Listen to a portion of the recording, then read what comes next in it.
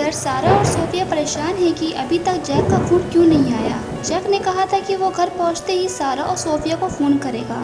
सारा सोफिया से कहती है कि जैक को यहाँ से गए हुए कई घंटे हो चुके हैं, अब मुझे कुछ गड़बड़ लग रही है। कहीं बारिश में जैक का एक्सीडेंट तो नहीं हो गया।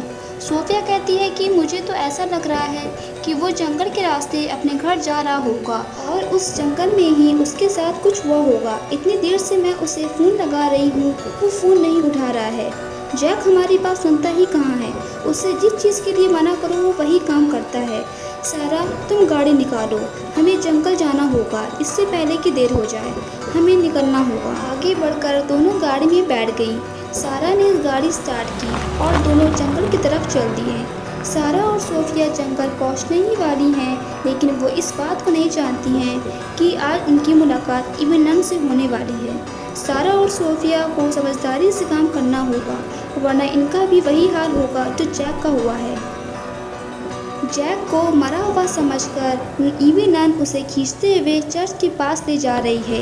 तभी नन को किसी गाड़ी की आने की आवाज़ लगी और वो अलर्ट हो गई। उसने सारा और सोफिया को आते हुए देख लिया है। जैसे ही सारा और सोफिया जंगल के करीब पहुंची, उन्होंने जैक का स्कूटर देखते ही पहचान लिया और सारा ने फौरन गाड़ी रोक दी।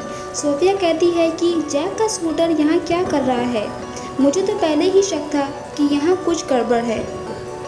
और वो देखो, वहाँ पर जैक का फ़ोन पड़ा हुआ है। सारा सोफिया से कहती है कि चलो चल के जैक को ढूंढते हैं। ये कहकर दोनों जैक को ढूंढने निकल गई और जंगल की तरफ जाने लगी। कहीं जैक को ढूंढते ढूंढते सारा और सोफिया मुसीबत में ना पड़ जाएं। लेकिन बारिश अब बंद हो चुकी है, लेकिन खतरा अभी टला नहीं है। चारों तरफ अभी अंधेरा है और बिजली अभी भी चमक रही है। सारा और सोफिया जैसे ही जंगल के अंदर पहुंची, सारा ने सोफिया से कहा, हमें थोड़ा सावधान रहना होगा, इस जंगल में ईवी नन का कब्जा है। सोफिया ने कहा, हमें जल्द से जल्द जैक को ढूंढना है। तभी अचानक दोनों पेड़ के पीछे छुप गईं और कब्रिस्तान की तरफ देखने लगी। थोड़ी देर बाद सारा ने सोफिया से कहा कि वहाँ एक चर्च बना हुआ है, मुझे लगता है कि वो चर्च ईवी नन का है, लेकिन हमें वहाँ अभी नहीं जाना है। हमें ईवी नन का इंतज़ार करना होगा। जब ईवी नन चर्च से बाहर आएगी तब हम चर्च के अंदर जाएंगे। मुझे लगता है कि ईवी नन ने ही जैक को मारकर चर्च के अंदर छुपा दिया है, लेकिन अभी तक ईवी नन चर्च से बाहर नहीं आई है। सारा सोफिया से कहती है कि तुम यहीं रुको, मैं आगे जाकर देखकर आती हूँ।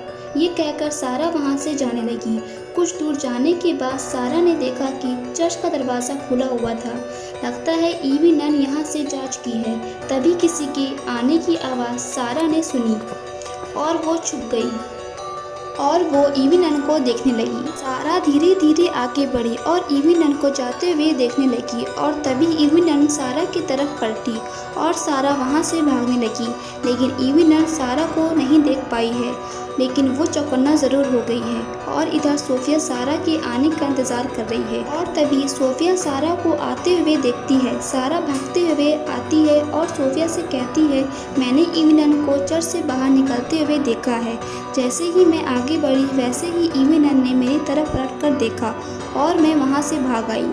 सोफिया सारा से कहती है कि हमें चर्च के अंदर जाकर जैक को ढूंढना होगा, वरना ईवी नन कभी भी यहाँ आ सकती है। दोनों ही चर्च की तरफ जाने लगी, लेकिन उन्हें पता नहीं है कि ईवी नन ने जैक को मारकर बेहोश कर दिया है। सारा और सोफिया चर्च के पास पहुंची तो सारा ने कहा, सोफिया तुम यहीं रुको, मैं अंदर जाके देखती हूँ कि जैक अंदर है कि नहीं। तुम्हें जैसे ही ईवी नन की आने की आवाज़ सुनाई दे तो तुम मुझे अलर्ट कर देना। लेकिन जब नन रोड की तरफ पहुंची तो उसने सारा और सोफिया की कार देख ली।